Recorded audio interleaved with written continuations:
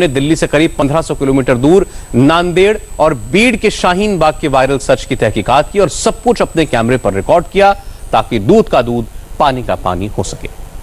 इस बार में जीना हो तो कोहराम मचा दो। जो हिटलर की चाल चलेगा वो हिटलर की मौत मरेगा। आजादी का ये आगाज है। ये अवामी तहरीक है।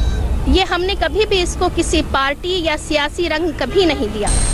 ये भड़काव नहीं है, जो भी कह रही पूरी आवाम सबके सामने कह रही है। अगर भड़काव होता था तो यहाँ पर लाइव चढ़ा है दिन रात। हमारी बोली आपको भड़काऊ लग रही है, लेकिन जो गोलियां चल रही है क्या वो भड़काऊ नहीं है? हमारी बोली आपको भड़काऊ लग रही है, लेकिन जो गोलियां चल रही है क्या वो भड़काऊ नहीं है? जिस तरीके से गोलीबार हो रहा है क्या वो भड़काऊ नहीं है? हम यहाँ पे एक नारा लगाते हैं, एक बोली लगाते हैं, आप लोगों को वो भड़काऊ लगता है। और जहाँ गोलियों की बात आती है वो भड़काऊ नहीं है। जहाँ लोग मारपीट करते हैं क्या वो भड़काऊ नहीं है? लाठीचार्ज करते हैं क्या वो भड़काऊ नहीं है? और हमारी बोलियों से आपको सब कुछ भड़काऊ लग रहा है। आपने एक बड़ा वैलिड मुद्दा उठाया। मैं इसी पे जो है दूध का दूध जो आरोप लगा रहे हैं उनके सामने हो जाए, आपके कुछ एक बयान है, उस बयानों को लेकर आपका मकसद क्या था? आप क्या कहना चाहते हैं? हम चाहते हैं कि आप जो है तमाम दर्शकों सुनिए ये सब मेरे को देखने की ज़रूरत नहीं है, क्योंकि ये सब क्लिप्स एडिटिंग फर्निशिंग पूरा वेल पॉलिश्ड करके आप लोग सामने रखते हैं। ये सब गोदी मीडिया सब कुछ ऐसा पूरा फुल क्लिप बताइए ना। आप 24 घंटे का वीडियो आप 2 मिनट में 44 मिनट्स का वीडियो आप उसको कट छट करके 5 सेकेंड्स का सिर्फ उतना बताते हैं क्या ये भड़काऊ नहीं है? आप जितना पार्ट पूरा आप बताते ही नहीं है जनता को या सरकार को कि पूरा है क्या एक्चुअली। मैं वही चाहता हूँ कि एक बयान वायरल हुआ है तो उसके पीछे एग्जैक्टली आपका क्या कहना था, वो अगर चीज़ें सामने आ जाए। खास तौर पे जो कोहराम वाला जो बयान है उसको लेके सवाल उठ रहा है। तो अगर ये एक आरोप है, ये आरोप नहीं है, ये अगर हमें हमारी लड़ाई के लिए हमें अगर कुछ ऐसा बताया जा रहा है तो हम शांत क्यों बैठेंगे? हम कोहराम मचा देंगे, हम हमारी बोलियों से कोहराम मचा देंगे। तलवारें ज़रूरी नहीं है साहब, तलवारें लेनी ज़रूरी नहीं है, हम हमारे बोलियों से कोहराम मचाएंगे। मेरा आपने नहीं सुना कि इस दौर में अगर जीना है तो हम कोहराम मचा देंगे, तो ज़रूर मचाएंगे। हम हमारी बोलियों से मचाएंगे कोहराम, तलवारों से नहीं मचाएंगे। और जहाँ तक बात है आक्षेप ले रहे इस कोहराम वाले बयान पे, आपका कहने का मकसद क्या था? जो आक्षेप जो आरोप लगा रहे मैं तो बोल रही कि और जोश लाइए आप लोग। आप अपनी बातों से इतना जोश लाइए कि आगे वाला मजबूर हो जाए आपका सुनने के लिए। आगे वाला सुने, आपका पॉइंट ऑफ व्यू सुने, पूरा सुने, आपकी एक एक बात को ना पकड़ के बैठे। आपने मेरे को एक लाइन बताई, क्या बाकी के लाइंस बताए थे? कि मैंने बाल गंगाधर तिलक का स्टेटमेंट डाला था कि स्वराज हा माझा जन्मसिद्ध अधिकार आहे आणि मी तो मिळवणारच। फिर मैंने सुभाष चंद्र बोस की ये लाइन डाली थी कि freedom is not given, freedom is taken. फिर मैंने हमारे holy prophet of Islam Mohammad has mandated that कि love of your country is a part of your faith. आप वो भी देखिए। आप एक लाइन, मैंने जैसे पहले कहा था कि ये गोदी मीडिया पूरे क्लिप्स बताइए, छोटा छोटा क्लिप मत, उसको एडिटिंग फर्निशिंग और पॉलिशिंग मत कीजिए। इसी पे आपने एक बहुत बड़ी वैलिड की। इसी में कुछ और चीज़ें जो है मैडम, मैं एक चीज़ देखिए करके जाऊँ। इसी में एक अगला पॉइंट ये भी था कि जो हिटलर की चाल चलेगा वो हिटलर की मौत मरेगा, इस तरह की ऑब्वियसली हम थोड़ी ना मारेंगे। मैंने सिर्फ कहा जो हिटलर की चाल चलेगा वो हिटलर की मौत मरेगा। अरे मरेगा, मरना और जीना हमारे हाथ में नहीं है। हार्ट अटैक आ गया, मर गया, तो आप क्या इल्ज़ाम लगाएंगे कि मैंने मारा? अरे ये सब कुछ नहीं है।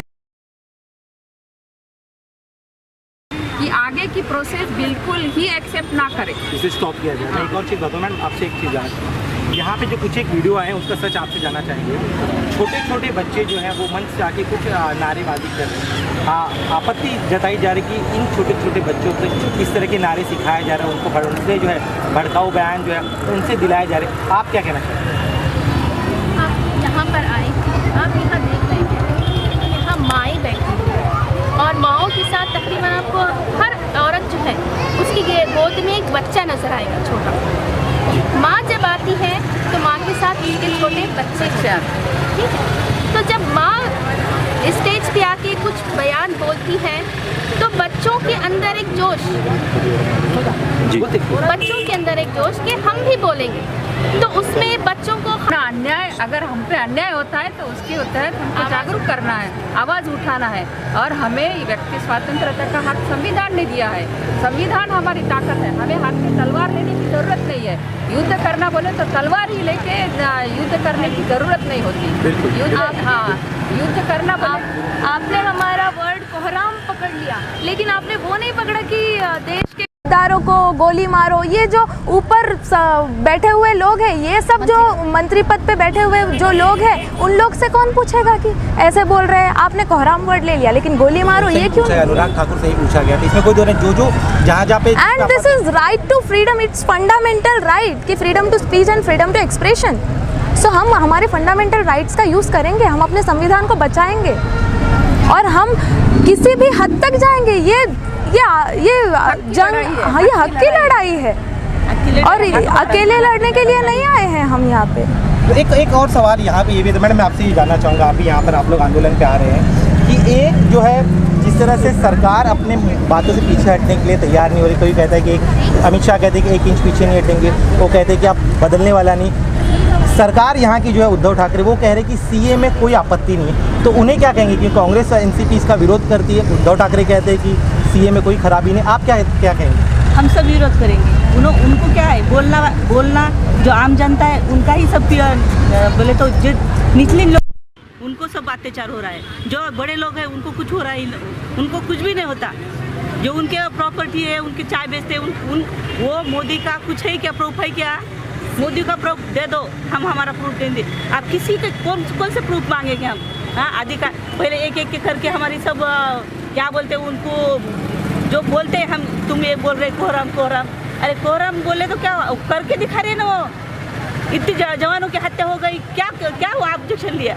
छोड़े कुछ को, हम नीचे और जो सम्मान से जीना चाहते हैं, हम क्यों कुछ पैसे मांगते नहीं, क्यों नौकरी है देव, ये नहीं मांगते, हमारा सम्मान जीना चाहते हैं, सम्मान से जीना चाहते हैं और सब मिलजुल के जीना चाहते हैं।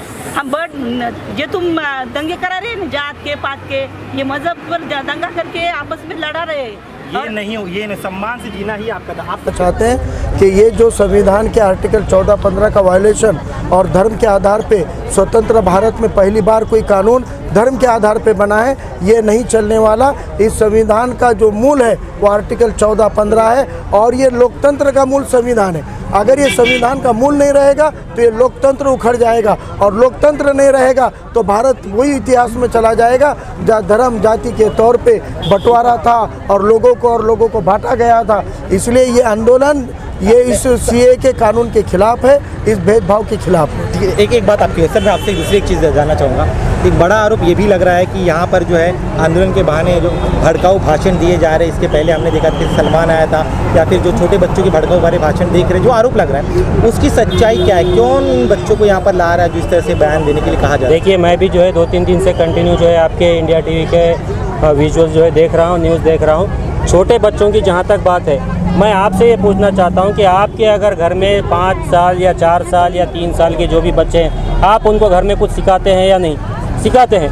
तो क्या चीज़ सिखाते हैं? जो अच्छी चीज़ें हैं वो जो है बताते हैं। तो यहाँ पर भी जो है वैसे ही है, जो उनको बोला जा रहा है वही बात कर रहे हैं, वो दूसरी जो है कोई बात नहीं है। और हम जो भी हमारा प्रोटेस्ट जो है यहाँ पर जो चल रहा है वो कानून के दायरे में, संविधान के दायरे में हो रहा है। दूसरी ऐसी कोई भी चीज़, कोई भी भड़काऊ भाषण यहाँ पर आज तक तो जो है नहीं हुआ है। जैसा कि हमारे यहाँ पर आके गया था, उसको लेकर जो आपत्ति बाकायदा मामला भी 30 मिनट के भाषण में सर, एक मिनट सही कह रहे हैं, सलमान आके गया था और स्पेसिफिक एक बच्ची का ऑडियो मुझे जहाँ पे वो कह रही इसे बाप का तेरे बाप से छीन के लेकर आज़ादी, तो इस तरह के जो शब्द आ रहे, इस तरह के, बाकी प्रोटेस्ट करने को लेकर किसी को एतराज़ नहीं, प्रोटेस्ट करते, इस तरह के जो शब्द आ रहे उस पर आपत्ति जताई जा रही है कि जो छोटे बच्चे हैं उनको गुमराह किया जा रहा है, उनके मन में जहर भरा जा रहा है। देखो, वो जो आपके पास जो इंडिया टीवी का ही बता रहे हैं आप, जो विजुअल्स आप 2 दिन से जो चल रहा है, उसको कुछ मुझे ऐसा लगता है कि जो है कुछ एडिटिंग हुई है या कुछ ऐसा जो है हुआ है, लेकिन ऐसी कोई भी बात यहाँ पर जो है गैर संवैधानिक बात ऐसी जो है कुछ नहीं हुई है। आप भी यहाँ पर देख रहे हैं, आप भी यहाँ पे पीछे सभी जो है देखे, नारे देखे सभी के, आपको कुछ आपत्ति नज़र आई क्या? और रही बात सलमान की, वो जो भी भाषण जो है दिए हैं उसका जो है लाइव जो है पुलिस प्रशासन ने जो है हमारे पास से जो है लिया हुआ है और वो मैटर जो है कोर्ट में है, तो उसके बारे में हम आप कुछ नहीं बोल सकते। एक आपसे भी जानना चाहूँगा, अब चूँकि सरकार जिस तरह से महिलाओं ने कहा, इन्होंने कहा भड़काऊ भाषण, यहाँ से आगे आंदोलन किस तरह से जाएगा? क्योंकि दिल्ली के शाहीन बाग में बातचीत हो रही है, वहाँ पे कोई हल नहीं निकल पा रहा है। आप लोग भी जो है 27 दिनों से यहाँ पर बैठे हुए, कोई बीच का रास्ता है यहाँ पे?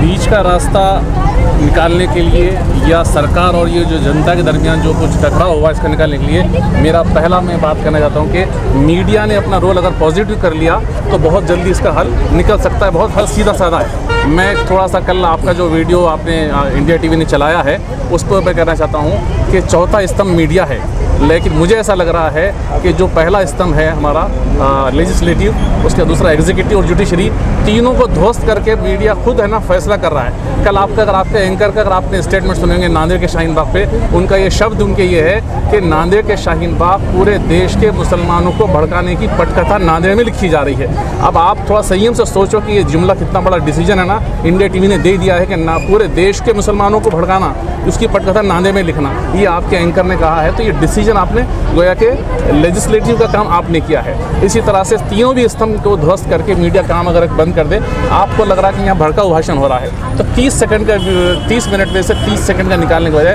हम आपको आमंत्रित करते, पूरे मीडिया को आमंत्रित करते कि वो आए और पूरा चीज़ें देखें। उसके बाद मैं समझता हूँ कि आपको समझ में आएगा कि यहाँ लड़ाई कितनी शांतिपूर्ण चल रही है। आप कुछ कहना चाहते हैं? नहीं, ये जो भड़काने का काम है ये आपके टीवी चैनलों से हो रहा है। आप एक छोटे बच्चे ने सिर्फ ये कह दिया कि तेरा बाप भी देगा आज़ादी, इसमें कोई गलत शब्द नहीं है, कोई ऑफेंसिव नहीं है।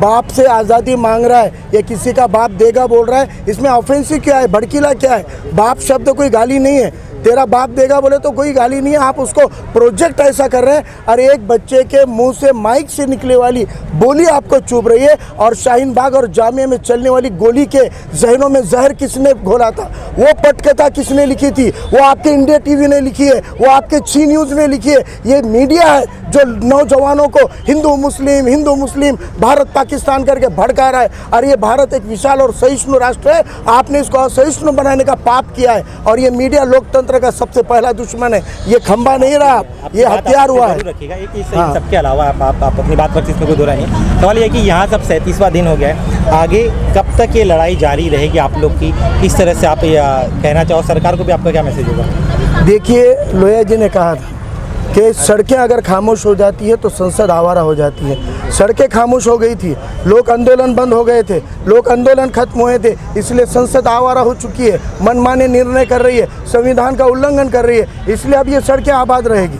अब ये हर समाज जो जनतंत्र में और संविधान में विश्वास रखता है उसको रास्तों पे उतरना पड़ेगा, रास्तों की लड़ाई लड़नी पड़ेगी, क्योंकि पार्लियामेंट के अंदर, राज्यसभा के अंदर ऐसे ही काले तरीकों से, गलत तरीकों से चुनके हुए क्रिमिनल लोग चले गए, इसलिए काले कानून पास हो रहे हैं। अगर वो ईमानदार लोग गए होते तो ये कानून कतई पास नहीं होते। धर्म जाति का एक पूर्वाग्रह लेकर वो लोग चुनकर गए हैं, क्रिमिनल्स गए हैं, इसलिए यहाँ पर ऐसे कानून आ रहे हैं। और अगर ये चुनकर गए हुए लोग अगर ये लोकतंत्र और संविधान को नहीं बचा रहे, देश की जनता का कर्तव्य है, देश की जनता का फर्ज है, देश की जनता को रास्ते पे उतरना पड़ेगा। ये देश वो 550 एमपीओं का नहीं है, ये देश 125 करोड़ भारतीयों का है। उनको हमने 7/12 नहीं दिया है पार्लियामेंट में चुन के भेजकर, उनको हमने प्रतिनिधित्व सेवा के लिए भेजा है। और अगर वो जाके काले कानून का समर्थन करते हैं तो उनके भी दिमागों ठिकाने पे लाने के लिए लोकतंत्र में सड़क ही मार गए, और सड़क पर उतर के उनके दिमाग हम ठिकाने पे लाएंगे। शुक्र, हमसे बात करेंगे, हम चाहेंगे आगे की बात जहाँ तक आप कर रहे हैं, तो मैं तो और आगे बढ़ के कहता हूँ कि ये न सिर्फ इस मसले का निवारण हो जाएगा,